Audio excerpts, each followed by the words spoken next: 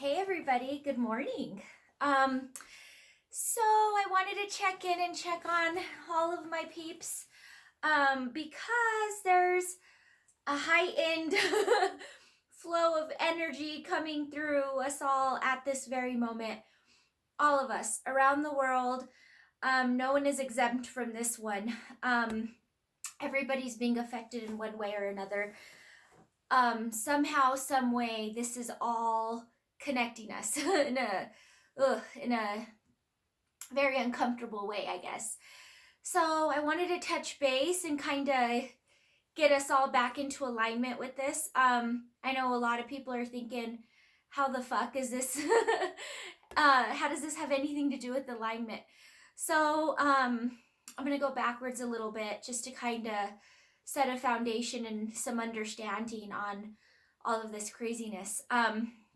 So for starters, we've all been hearing about a mass awakening for a while now, how more and more people are becoming in tune with not only themselves but the universe, and people are starting to understand what guidance actually looks like and how it feels and what that is. And so more and more people are doing yoga, more people are meditating, more people are following spiritual leaders, because they are finding the benefit of it, right?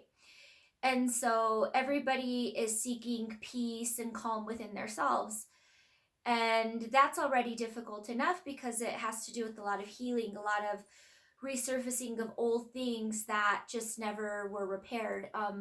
A lot of it is from childhood, a lot of it is from ancestors, and generations of whatever they had to deal with back in their country and their days.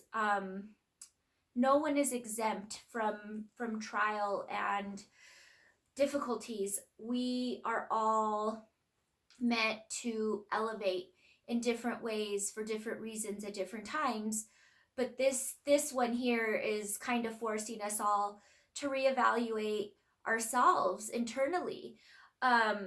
Yesterday I had a moment where I felt angry, and that's not me.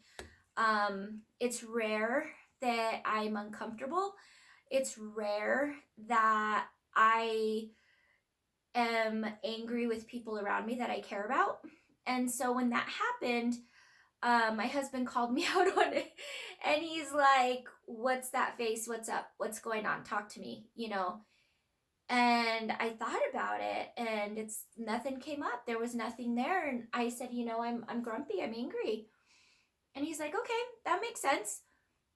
He said, "Now deal with it, because you are a community leader, and right now is when we need to keep our game face on and stay focused and look at what's going on, but don't get stuck there. Process it and carry on. It's important." And I checked myself. It's like, you know what? I don't want to sit in this. What is upsetting me? What is happening internally? We were home for a couple of days, and we thought it was, oh yeah, we're quarantined, we're not going anywhere. We have to stay here, and we just chilled.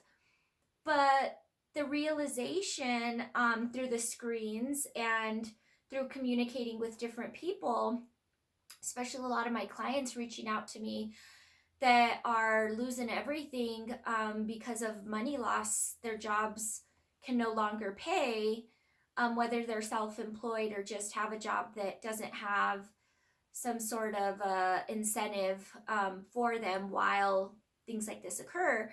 They're struggling. And I also have a lot of people that are extremely empathetic and compassionate, and they're freaking out at the idea of others not having what they need.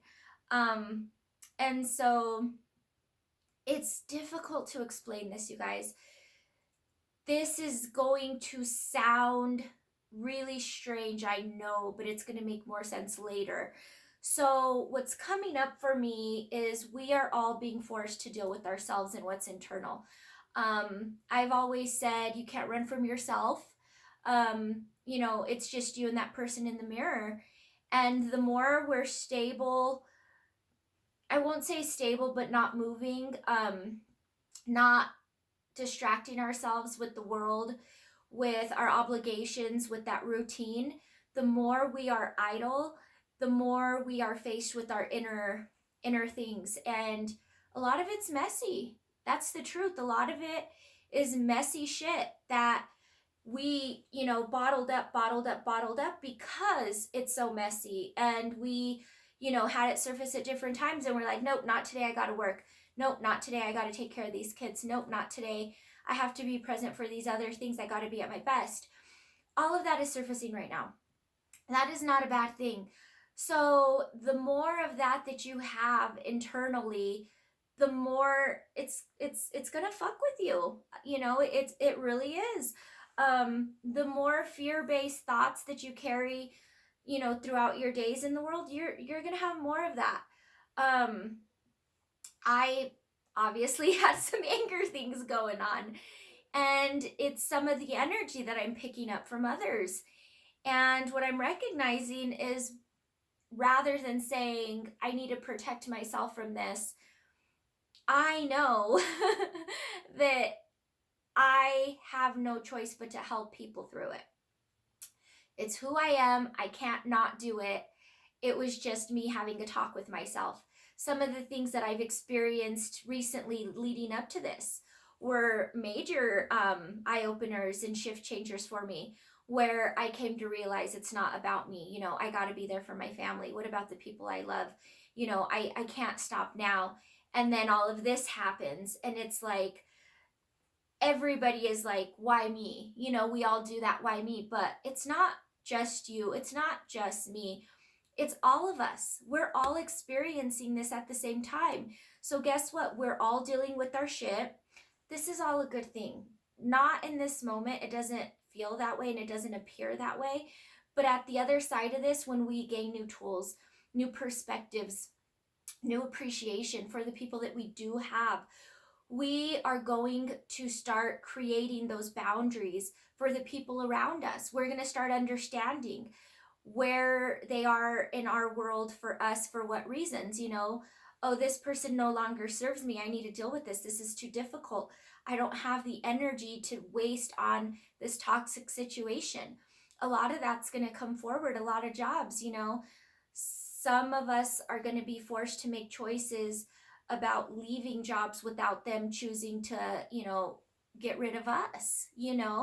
And on the other side of all of this, and it's going to take some time, 9 months I'm getting of us totally sitting there and recognizing the aftermath of it, where it's, the clouds are dissipating, the fog is gone, and the sunshine, and we can see what happened, not only within ourselves but others. And we're not going to want to give these lessons back. So do your best to get through it. Do your best to be your best during this downtime, okay? I know it doesn't sound like a gift, but being forced to not only look at yourself and reevaluate, all these things that we're just reactive to and responsive to every day when we're going to work. And some of us are still working. And that's a challenge because it's being done differently. We're learning new skills just by staying afloat. I know I am. I'm in the service industry. I'm self-employed. I don't have a boss to go to, and I have to get extremely creative. I started doing phone guided transition sessions. I'm just getting way too many messages where some people are out of state. Some people can't leave their homes because their kids are out of school. And they're like, Veronica, whatever's going on. And I'm like, I can give you my one-on-one time if you book a phone reading or, a session. And that allows me to dedicate whatever amount of time just for you to deal with whatever's going on with you specifically. So that's new. I'm on call. That's kind of cool and crazy at the same time. I've never done that before. But again, I'm adapting. So be aware of what's going on. Be aware of what's surfacing. Don't run from it. Now's your perfect opportunity. And the more that we're sitting idle without, you know, a lot of options on things to do and where to go, and resources become limited, we really start to zero in on what's going on, and that's a blessing. That's a good thing, you guys. I hope this helps, and let's stay connected through this, okay? We are a community.